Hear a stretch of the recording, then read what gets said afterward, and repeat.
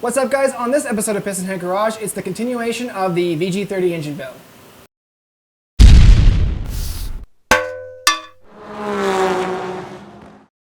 Alright, so for the rings, there are 3 grooves here on the piston.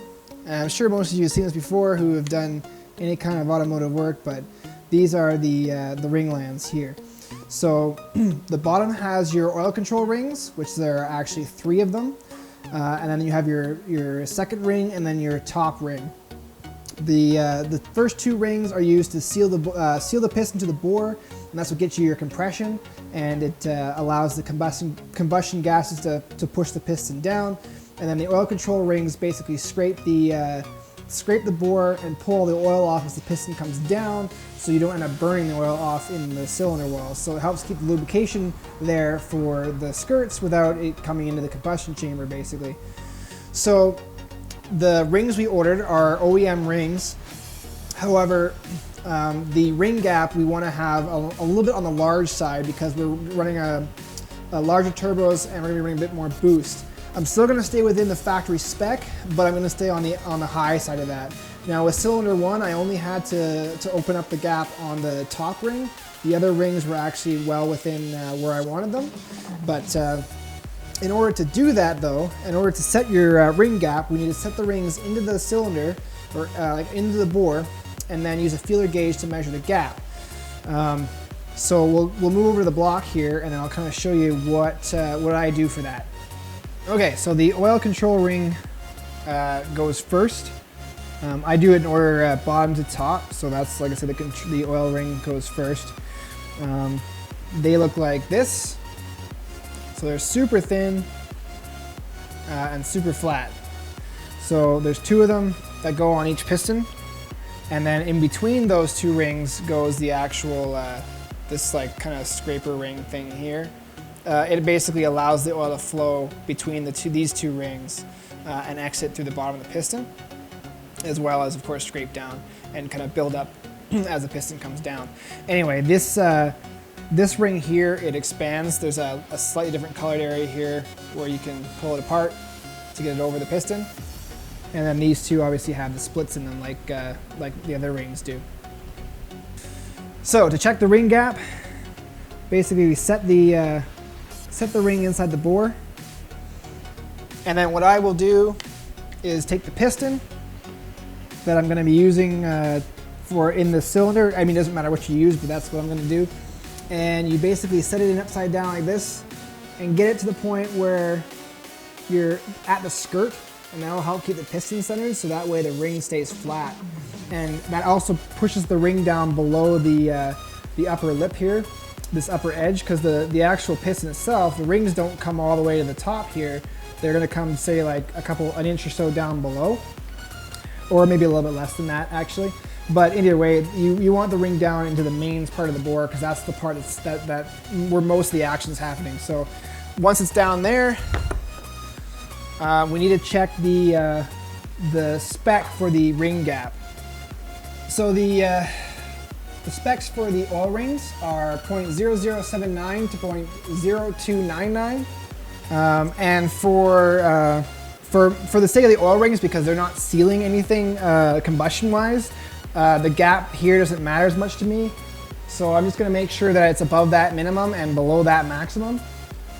So in order to do that, I think the smallest feeler I have is 0.009, which is way more than what the minimum size is in the service manual, but well below the maximum.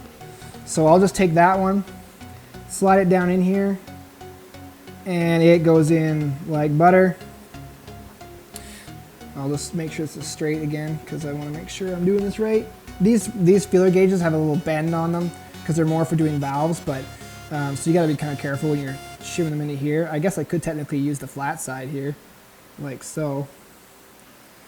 But you want to make sure it's straight, and then it goes in between, which this one has plenty. There's no resistance, so we know that it's larger than this gap, which is larger than the minimum.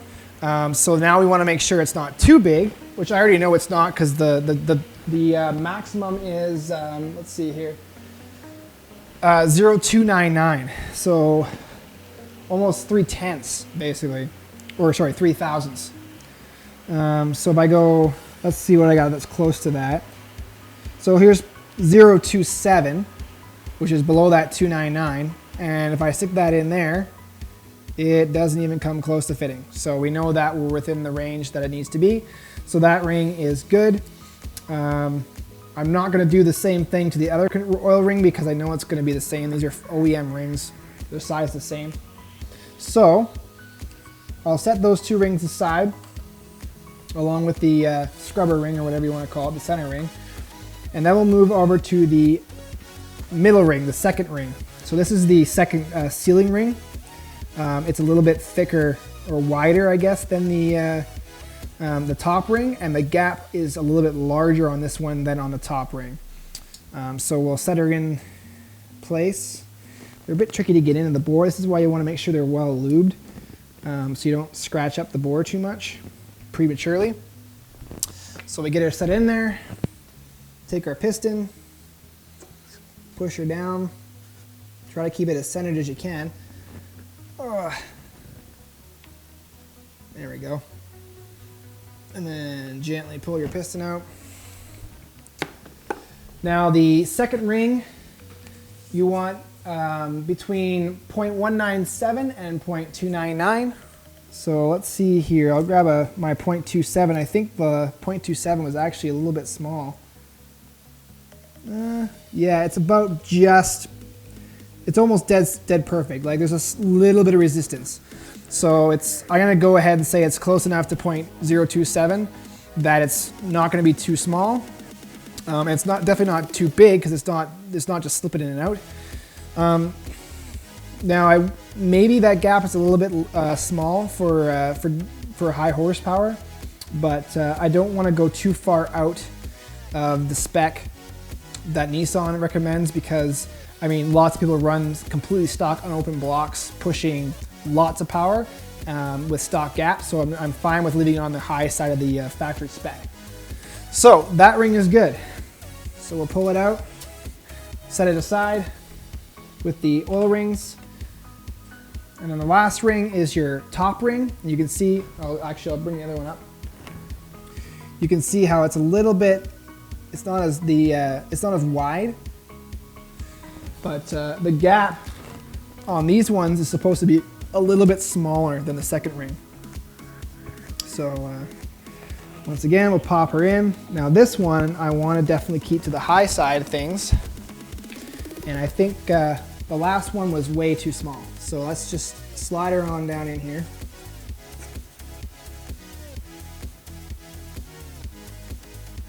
Like so. And the gap for the top ring is 0.0083 to 0.0157. So I think I have a 0.015. 0.015. Okay, I have a 0.015, which is a bit smaller than the max. So if we can make it meet, the criteria of this guy, then we are well within the ballpark, but still sitting a little bit on the wider side of things. So I can tell you right now, this isn't going to fit. I stick it up here, I got nothing. Like it doesn't even want to start. So that means we're going to have to file this ring down. Okay, so what I have here is a cheap ring file that we bought at the parts store. You can get these pretty much anywhere. There are much more fancy and expensive ones you can get, but this one does the trick for what we're doing. I'm not going to be using it, all the time because I don't build engines for a living. So this is more than adequate. There's two posts here on either side. You set the ring up with the gap at the front here so that it's basically centered between the two posts. And if you push forward ever so slightly, the ring gap will close. And you just basically close it up till it's touching the disc. Don't give it too much force, just enough to make it touch. And then you spin the crank until it gets to where you want it to be. Now, you want to make sure you don't overdo it and then go too big of a gap. But I found with the last one that the gap was so small I did have to go quite a bit. So I'm going to give her a few turns here.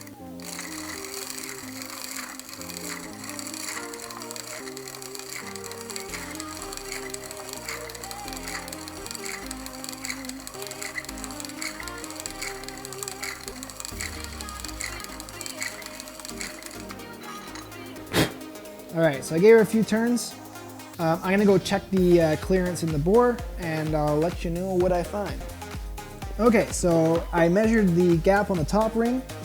We were, the 1.5 was a little too loose. The 1.7 was just a bit too snug, which means we're somewhere in the 1.6 range, 0.016 range, which is pretty much dead on where I want to be. So that means now we can install the rings onto the piston. So we've got our top ring, second ring, and our oil rings. The oil rings, these ones are the exact same, so it doesn't matter which one goes in first. But I will usually install this one first. I found that it's a little bit easier to start with this one and work your way to either side. So basically just get it centered-ish, and then open up just enough that you can get it over the top of the piston. Slide it down into place, just like that. Then these guys here, same idea, just kind of get it sort of centered over the piston. Slide her down. And now this one, these ones are a bit tricky because they are so thin, they want to spring into everything. So you want to get them, this lower one goes right at the bottom, beneath the ring we just put on. So I'll get it pushed around here. Nice thing about these is they're super flexible, so they're pretty easy to maneuver. And if we get the edge started, there we go. Just push it around, and it's all in place there, nice and set down. Don't worry about the orientation of the gaps yet. We'll get to that next. All right, then the next ring for the oil control goes on. Once again, you slide it down over top. Get one end kind of situated above the middle ring there, and then just work your way around the outside until boom, there she is. Now for the next ring, the second ring, it's kind of hard to do this by hand, so I definitely recommend one of these installation tools. This one here has a stamping on it. Can't see it on camera, but there's a little stamping right here. It says like 2N. The service manual says that the stamping faces up. So this just goes in here like this, splits it apart, spread it apart, bring it down, release, and then just reposition as needed. Boom, that ring's in place. And then last but not least, of course, your top ring. This one does not have a stamping on it, so orientation doesn't really matter in terms of up or down. Stick her in the tool, crank her over the top. It's definitely nice to have a tool like this, because if you're doing it by hand, I mean, these are brittle. They will snap if you twist them too much. When I was pulling the old rings off, I mean, I didn't care so much, so I was just grabbing them, and yeah, they broke so easily. Now, in terms of the gap, I'm going to consult the service manual just to make sure, and then I'll rearrange these and show you which way they go. Okay, so the orientation is kind of like this. So we've got the front of the piston facing this way, your top ring right here, gap, and your bottom oil ring face this way, like the 1 o'clock or 2 o'clock position. Your lower oil expansion ring goes this way. The second ring gap faces this way, and the expander on the middle oil ring goes here. So that way, the compression gases, if they get past this gap, they're not hitting another gap immediately, and so on. So it keeps everything spread apart. As the engine operates, those rings can sometimes spin a bit. There's not much you can do about that. So, but usually they don't move enough to cause problems. So the next step, now that the rings are all on and oriented in the right way, we need to compress the rings so that way we can get the piston to fit inside the bore again. Okay, there are multiple kinds of piston ring compressors, but the kind that I have borrowed here is just a sleeve, basically. You can put this on either way, it doesn't really matter, but I am definitely going to make sure that, that it's clean first. I also put some ATF on the inside of this to kind of help lubricate it. So that should make things go in a bit more smoothly. So this goes on this way in my case. Actually, I should put it in like this.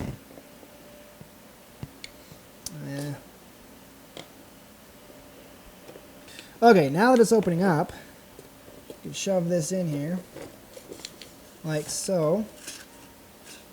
I want the skirt to stick out just a hair, and then I'll flip her over, and using a ratchet with a quarter drive, just crank this down. Okay, get her nice and tight. Don't over torque it obviously because you don't want to break this thing, but get her pretty tight. And then all the rings should be fairly well compressed. Oh, I just released it. All right, so now this is tight around the piston and all the rings are compressed. So let's go over to the block and I'll slide her in place. Now we want to make sure we lube up the bearing with some assembly lube. You can be pretty generous with this stuff because you know, you don't want your crank to bind up, especially when you go to start it and you got no oil pressure or low oil pressure to start with. You definitely don't want to run this thing dry, so goop her on pretty good. And then you want to orient the block so the deck is straight up and down, and you want to make sure that the crank journal for this piston is directly below it, so that the actual rod journal will sit, bearing will sit flat on top of it without it you know, binding on anything or hitting on anything and scraping it. Now you want to align the dot on the piston, which is right here. I don't know if you can see that, with the front of the engine. So this way here. So basically get her as square as you can. Drop it on in. Get the skirt lined up. And make sure the piston is as straight as you can get it. I'm going to tighten down the compressor a little bit more. Now that it's in place. This one here is definitely seeing better days. Get her close, and then what you got to do is take a rubber mallet and just tap the compressor down square with the block, because if you don't, the rings will slide out. Then all you got to do is take the soft end of your hammer and tap the piston down, like so. Now the piston's in, compressor is free and clear. So once this is in, as far as it is, I'm going to continue the process. I'm going to reach up in here, feel for the bolt, for the stud, so that way it's centered. Keep tapping it down, watching to make sure that your rod is sitting where it needs to.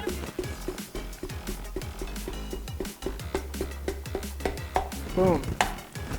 Now the rod is sitting on the crank. So what I'm going to do now is rotate the block on its side. I want to go all the way upside down.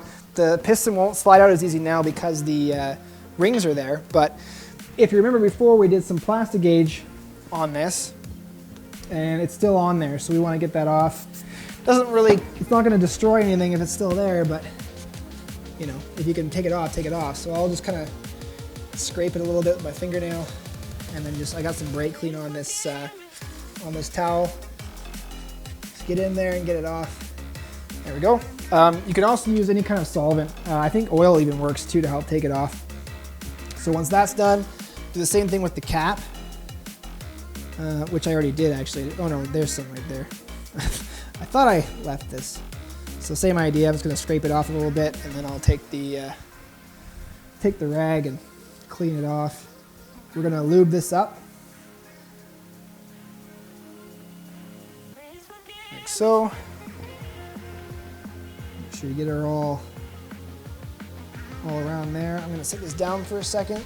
And like before, I need to be able to get the cap on, so I got to rotate the crank. I'm just going to try to do it by hand here a little bit. It's a little tight.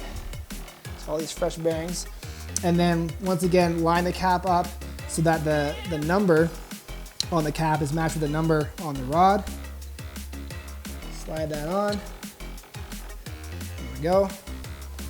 Get some nuts on there.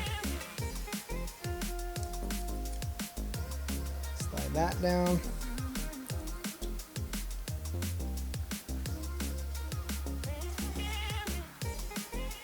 you're good finger tight. I'm actually going to use, this is still on the breaker bar right now, so I'm just going to use it to kind of snug these down by hand so I don't have to crank that torque wrench as much. Like so. Set our torque wrench, 30 foot-pounds.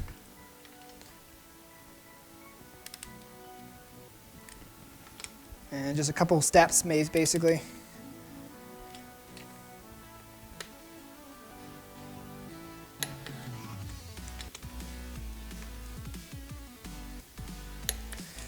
And that's that. Like I said, tips, make sure that the bore is lubed with some ATF or oil or something like that, so that you're not scratching the crap out of it when you're rotating this, because now I got to rotate the crank to line everything up for the next piston. And just make sure you use plenty of assembly lube on the bearings so they don't end up getting all gummed up before you start the engine. And now I'm going to work my way across and do this 4 more times. I'll come back once that's all done. Now that the pistons and rods are installed, the next step is to install the oil pump gasket, the oil pump, and the oil pickup tube.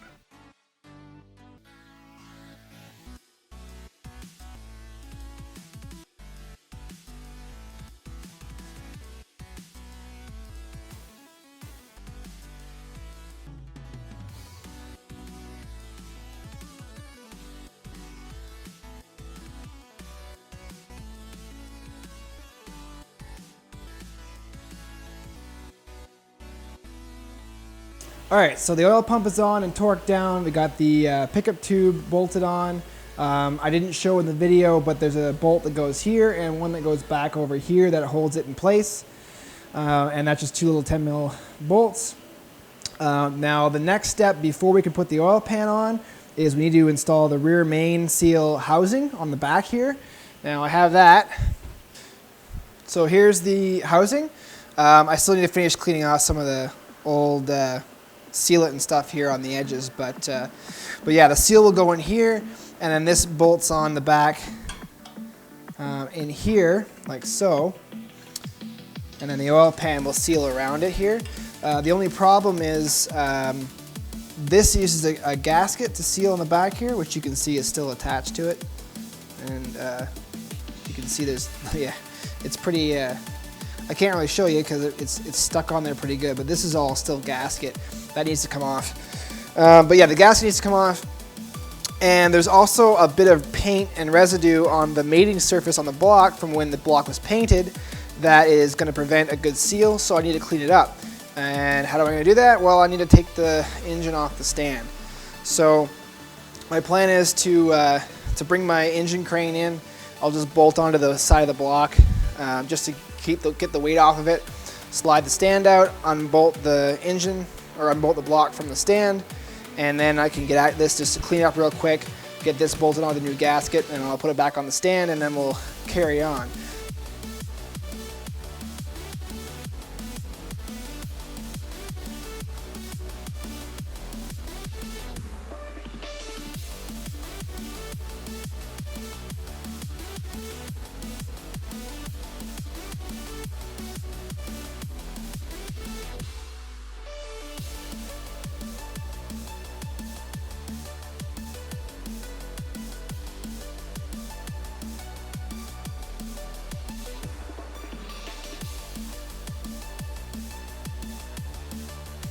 Alright, so here she is back on the stand. The next step for me is going to be putting the oil pan on. Before we do that, we've got these 2 rubber gaskets that are included with the gasket kit that we got for the engine. One of them goes right here, like that, and the other one goes back here, like so. There's a little notch, if I can get it to line up. There's a little notch that lines up right at the very top. Keep this lined up the way you want it. The same right here, there's a little notch right there. So all we gotta do is put a little bit of gasket maker on the bottom here, just to kind of where the gap, to bridge the gap basically between the oil pan and the gasket itself. So I'll put a reasonable glob on there, and then we'll just shove her in place. This also kind of holds it down Makes the oil pan sit more flat right away. And then of course same thing at the back here. Put a glob on the bottom. And a glob on the bottom. And slap that guy in place. It's okay if the gasket maker on here tacks up a bit before you put the oil pan on. Just make sure it doesn't dry completely, otherwise it won't smush down the way it's supposed to. Okay, so now this is good. I've got the oil pan cleaned up, so we'll have to throw some gasket maker on that, and then we'll throw it on. Alright, so our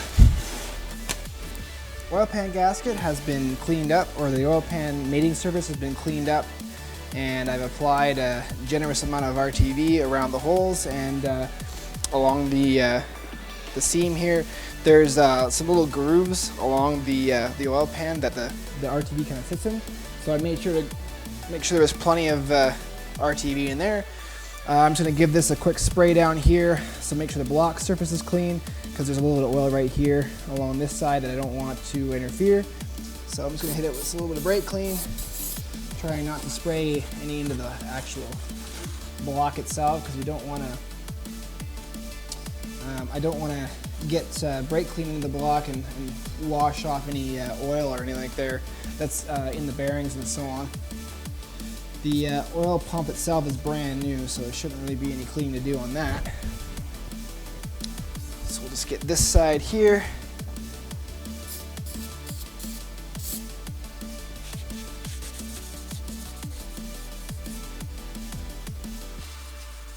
Wipe. Okay, that should be good. Now we can take the oil pan.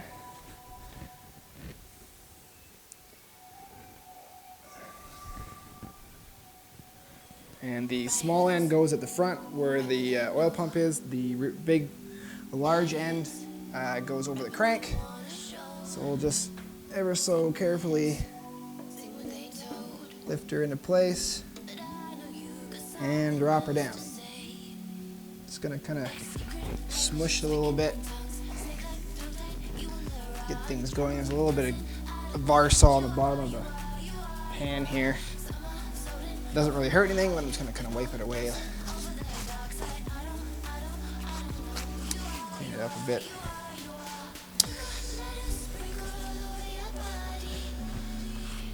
Alright, now we just got to get all the bolts, and I'll thread them all in, get them started, and then torque them all down one by one. They're tiny little bolts, so they don't need to be torqued down much. So torque spec is about 5 foot-pounds, approximately. It's actually 4.6 to 6.1. My 3/8 drive torque wrench is pretty much the lowest it'll go is 5 foot-pounds, so we're gonna set it to that. So yeah, I'll get all these put in, get them all torqued down, and then we're on to the next step.